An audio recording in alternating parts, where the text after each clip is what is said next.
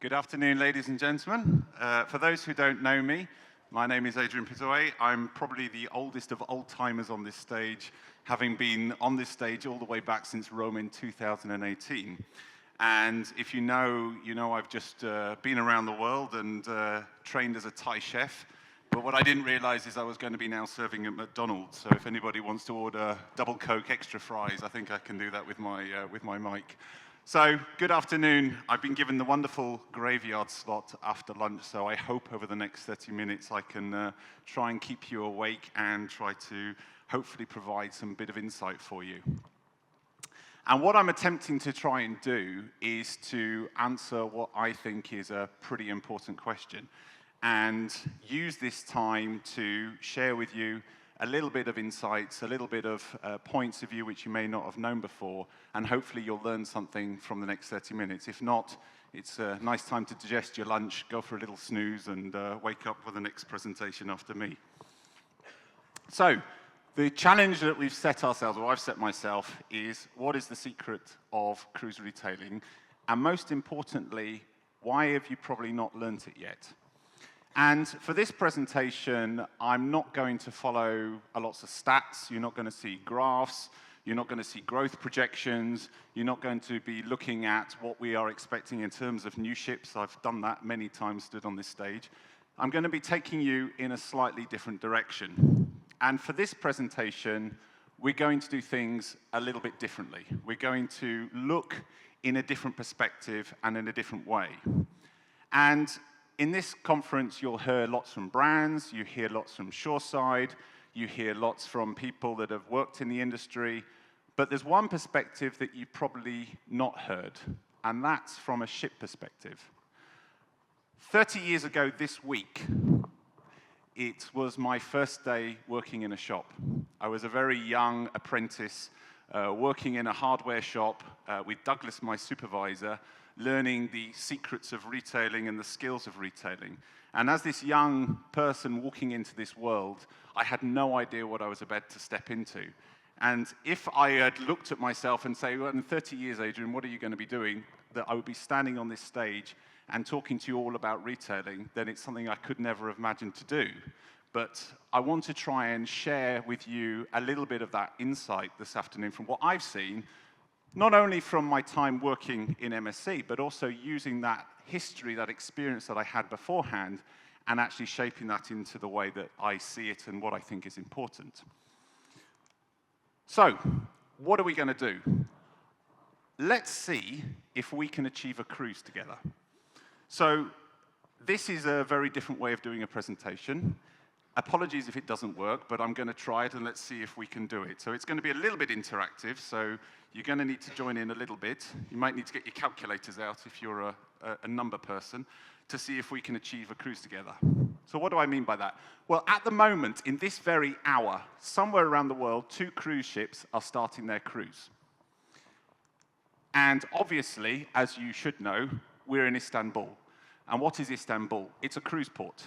So I want you to imagine, so everybody go with me on this, that we are in Istanbul today, and we are going to start a cruise. It's going to be 7 nights. We're going to be sailing from Istanbul to Kavala, to Thessaloniki, to Volos, to Santorini, to Athens, and then back to Istanbul again. This is the most common type of cruise itinerary that you're going to find. About 80% of people, when they cruise, take this 7-night itinerary. It's the absolute bread and butter of the cruise industry. And it starts in many different ports around the world, as Clara was talking about with all the different statistics this morning. You will find these 7-night itineraries in Asia, in the Mediterranean, here in the Aegean Sea, in the Caribbean, up in Alaska. They're really the staple product of the cruise industry. So, imagine that I'm the shop manager on board our imaginary cruise ship. We start today in Istanbul. It's 2:45 in the afternoon, so I get a nice email from my OBR director. Hi, Adrian. We've got 3,000 passengers on board this week. Your target is $20 PPD. Good luck on achieving the target. Now, if you are a cruise nerd, you have already worked out what the target is. I can see Claudia's already there with there. If you know what I'm talking about, you'll have already worked out how much money that we've got to do. So put up your hand, please, if you know how much money we've got to do. Good. We've got at least some people that know what I'm talking about. The second thing that you'll realize is my OBR director is a very nasty person and set me a very high target. So if you know cruise retail targets, you know that 20 PPD is certainly not a shy target that we're talking about. So how much money do we need to achieve? So let's actually work it out together. So it's a bit of a maths lesson now. Apologies, bear with me on this. So first of all, PPD. You've heard about it this morning. If you don't know what PPD is, and don't worry if you don't know what it is, PPD is a passenger revenue per day. It is a metric that we use in the cruise industry to compare the uncomparable. So if we had a ship with 100 passengers or a ship with 7,000 passengers, if we had a cruise of 2 days or we had a cruise of 150 days, if we had the retail department or the Shorex department or the spa department, we use PPD as a way to bring everything together. And it's basically a very simple measure. It's the amount of money that each passenger needs to spend per day. So for this cruise, we can work out our target very simply. We take 3,000 passengers, we times it by 20, we times it by 7.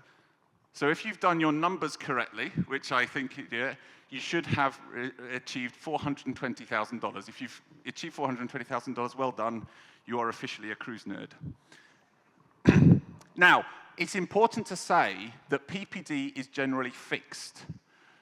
So it's a value that we use to set targets. It's a value that we use as a measure to start us. The actual revenue, that money that we have to do, is variable. So if we had 2,800 passengers, or if we had 3,200 passengers, our revenue target would vary, but the PPD stays the same.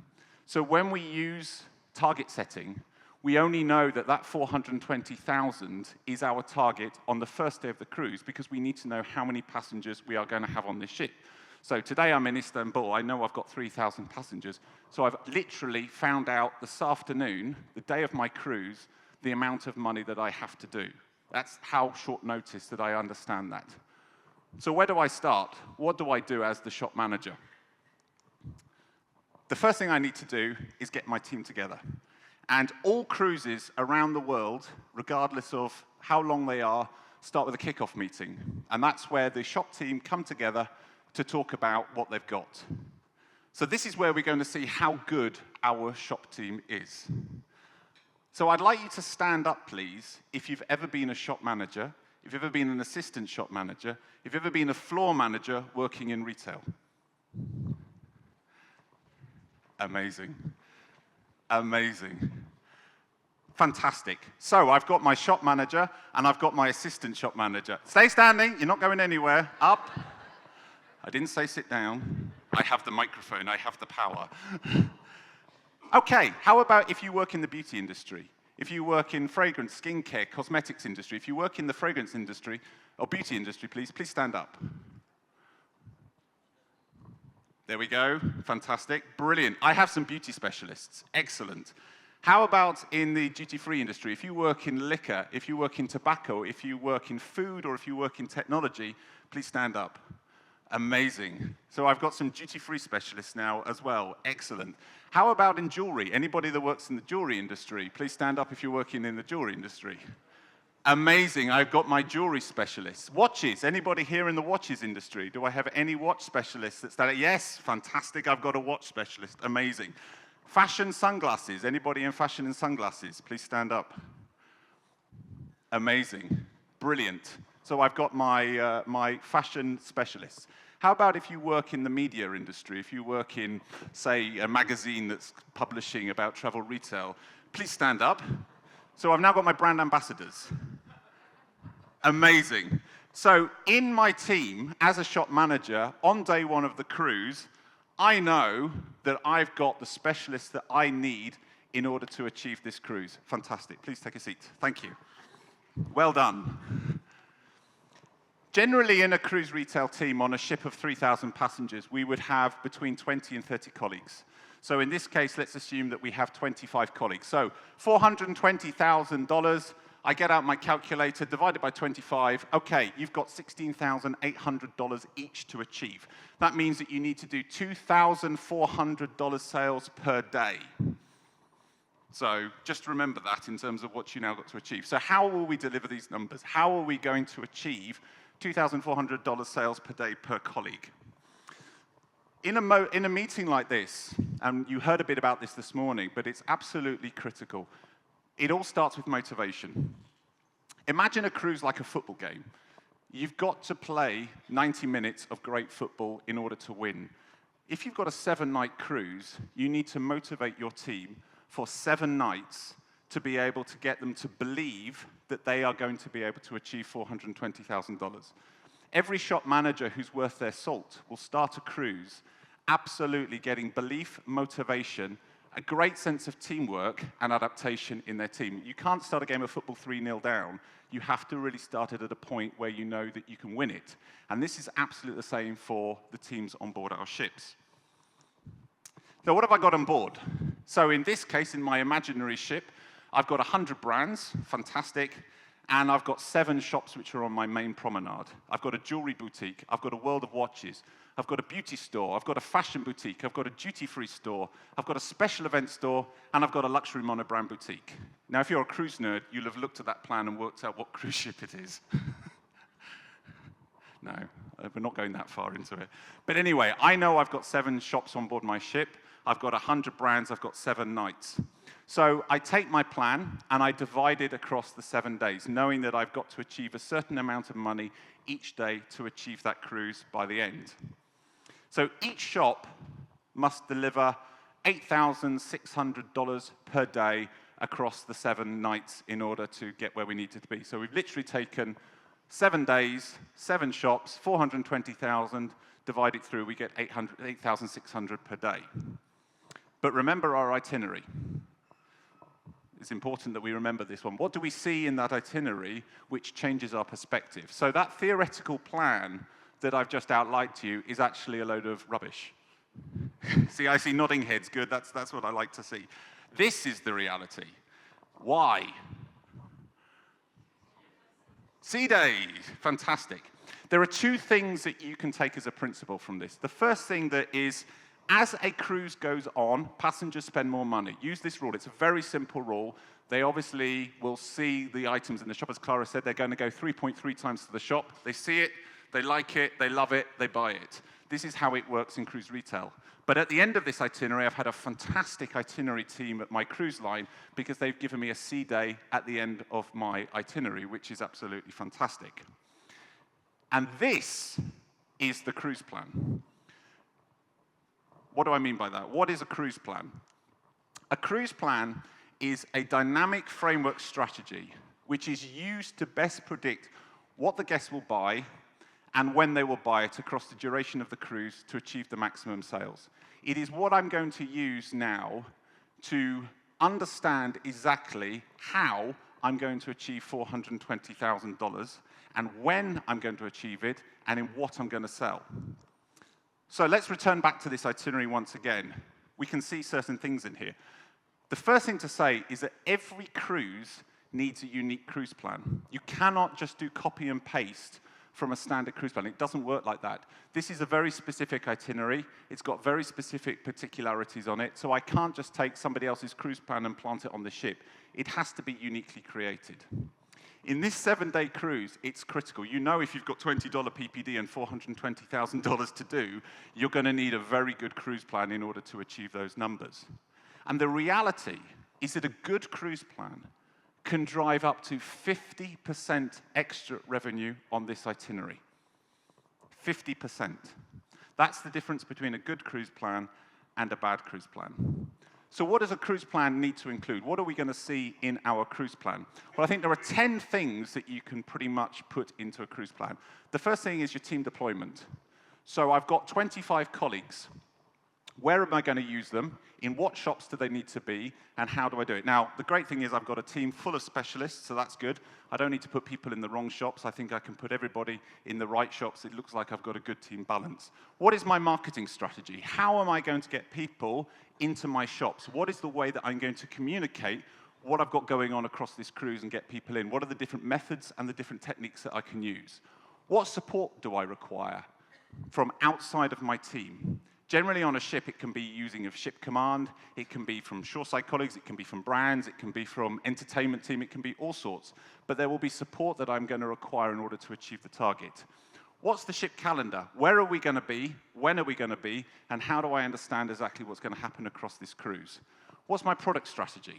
You've heard a lot about destination this morning. Absolutely. What do I understand is my product? What deliveries have I received? What newness have I got? What promotions have I got? What incentives are going on with my team? What is the best price guarantees that I've got? What are the prices that I've got there? What is the product strategy that's going on? Who is my guest? These 3,000 guests I've got on this ship, who are they? What's their age? What's their demographic? What's the group that they're in? Are they first time to cruise? Are they new to cruise? Have I got kids? Have I got adults? Have I got seniors? Who's in there? What's the weather going to be? Sounds a bit basic, but it's super important on the cruise ship. Is it going to be rainy? Is it going to be windy? Is it going to be sunny? What's going to be happening over the next 7 days? What available events have I got? We saw some brilliant events this morning. So what have I got to be able to use across this 7-day cruise? What's my guest flow going to be? When am I expecting the guests to walk past my shops and at what time?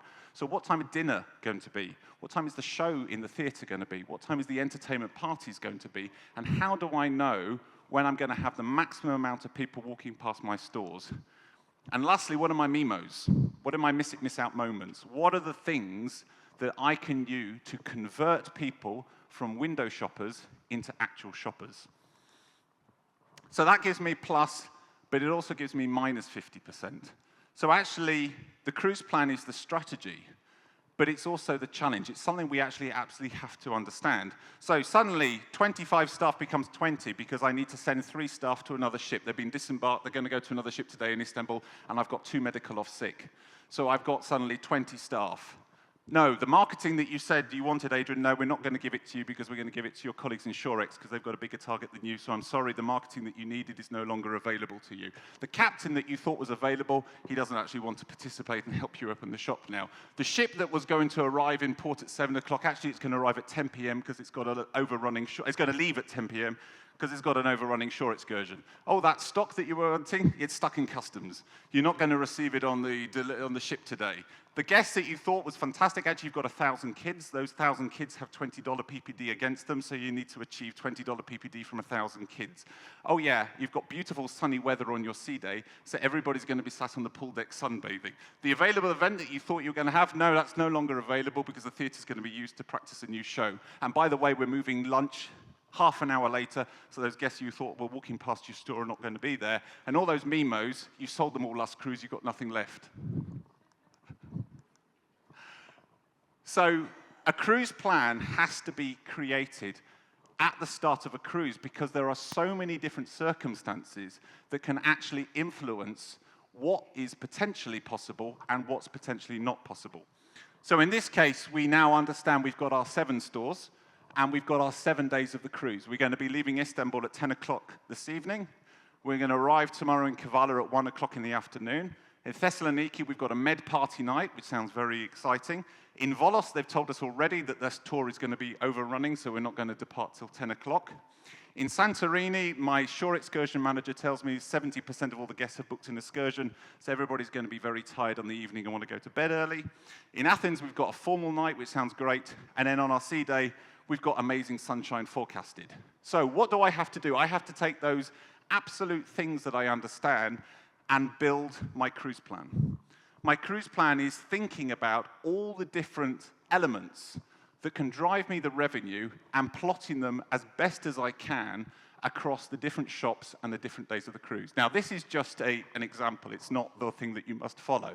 But in this case, as the shop manager of this ship, to achieve $420,000, this is my best guess of what I think we can do and how we can do it.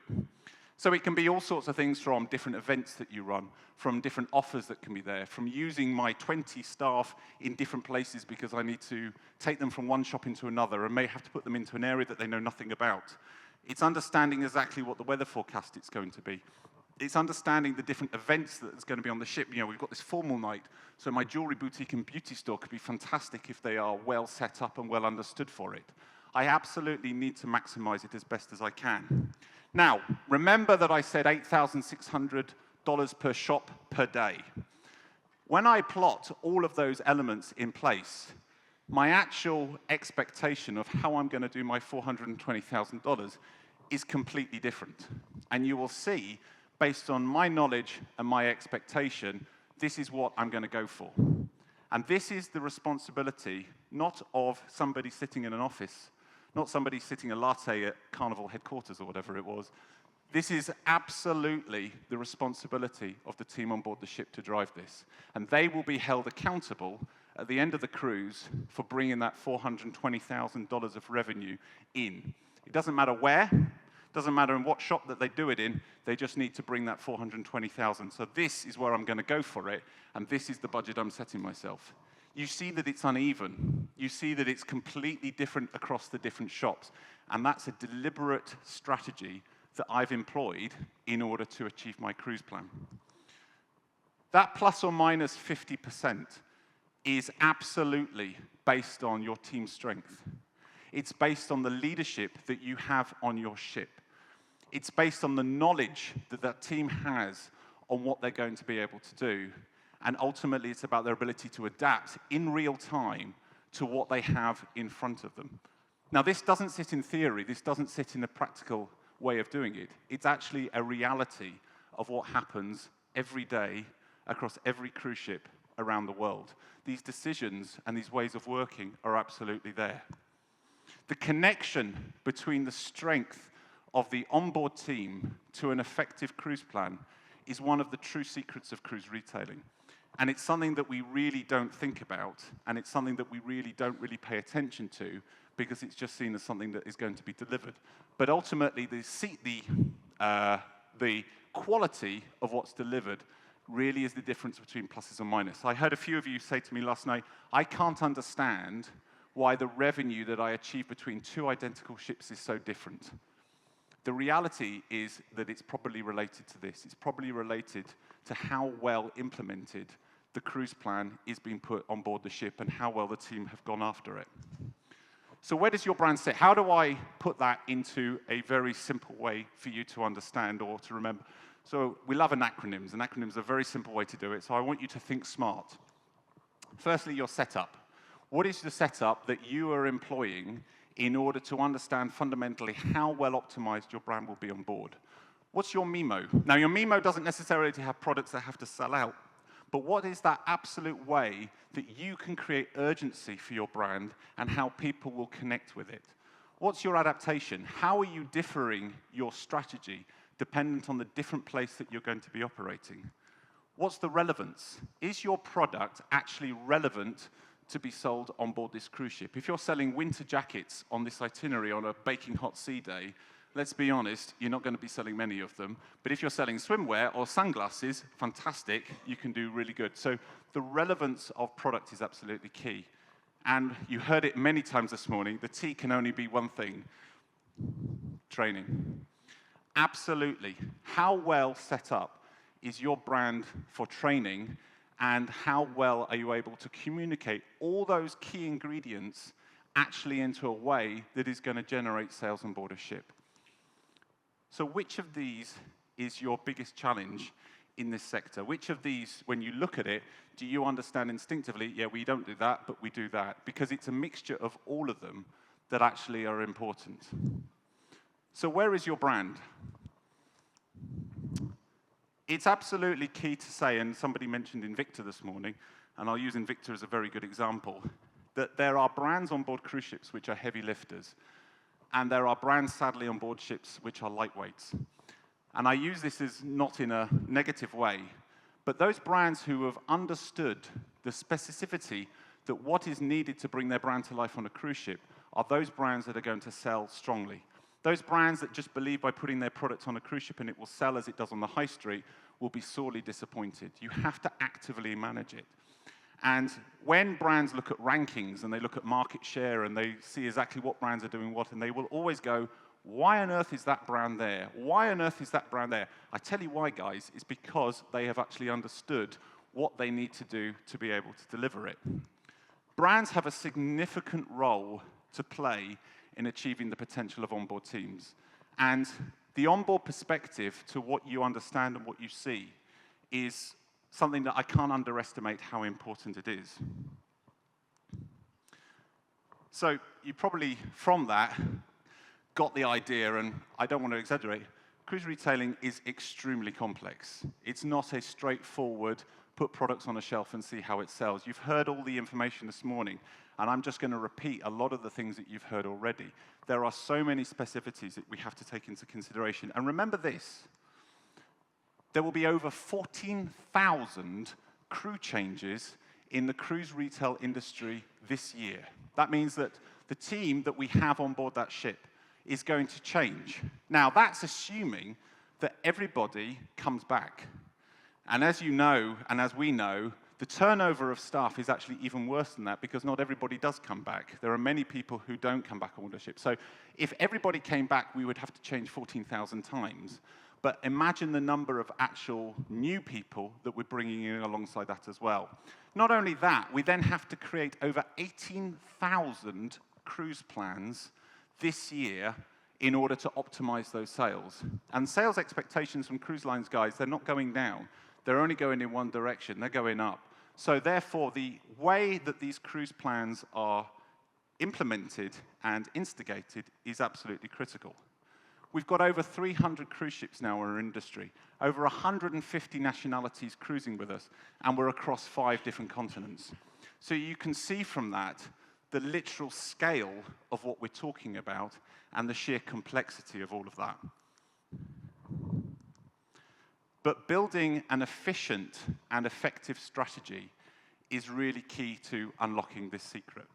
I don't want to sort of stand here and underestimate this point. If we can find a way to take all of that complexity and actually simplify it, we'll have found a magic ingredient. So, why am I still on this stage today? I should be on a sabbatical, lying on a beach somewhere on Fiji, enjoying myself and relaxing and not worrying about cruising. Why have I walked back onto this stage, put on my suit for the first time in 7 months? Well, the answer is, guys, I think it's actually time for a better solution. And I've used my time not only to go away and to enjoy and relax a bit, but I've also used my time to actually think if I can solve this problem. And what I want to present to you now is what I hope will be something to help all of us.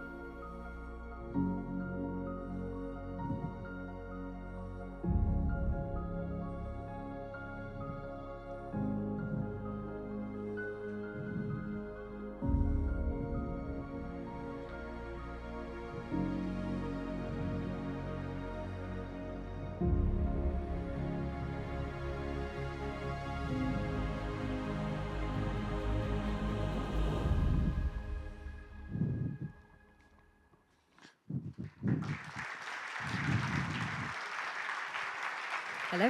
Hang on. So, as a shoppie myself, and having worked on a shop floor 30 years ago when I walked in for the first time, I've never forgotten how important it is for us to think of everything we do in the retailing from the perspective of the shop floor.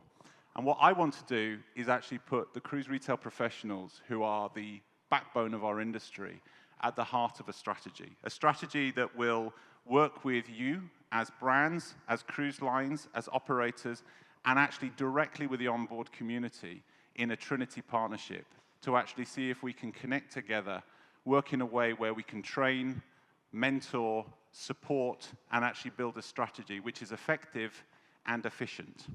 So to do that, we have to think digitally. You know, those of you who've done training on board a cruise ship, when you've run across, I don't know how many ports to however many ships across the place, and then find that the team that you're training are disembarking 2 days later, will know how frustrating it can be. So we're actually going to work digitally. We're actually going to work in a way which brings people together using the technology that we have available in the best possible way. And this is the infrastructure that we're building, and this is the journey which starts literally now, and this moment, on this day. So it's actually been a true pleasure to share it with you. I really hope I've inspired you a little bit to have a look at it in a bit more detail. And as always, I really look forward to supporting you. And if you're interested, please have a look at the website. Please go and have a look around it. Please have a walk around what we've got there, and hopefully you'll find something that's of interest to you. And if you want to talk in any more detail, if you want to reach out, if you want to have a conversation, then I'm really here to do it. And no longer am I cruise retail consultant hiding in a corner of here. I can now actually talk to you in a bit of a different way. So thank you very much, and I wish you the rest of your conference. Thank you, Adrian. Thank you, Adrian. Hopefully, we have just a little bit of time for a quick question. Please do submit your questions via Slido, or if it's too late or too complicated to do that, you can raise your hand. We'll just keep it very quick and short, as we need to stick to time. But yeah, very, very interesting, and congratulations on the new venture. First question, how much of that did you film yourself? None. We've seen the video. You've seen the video. Yeah. No, I have to now go and find stock footage and all these various things. Those of you know what you can and can't do. So I work into a whole new different world of what I can do and what I can't do. So yes. Brilliant.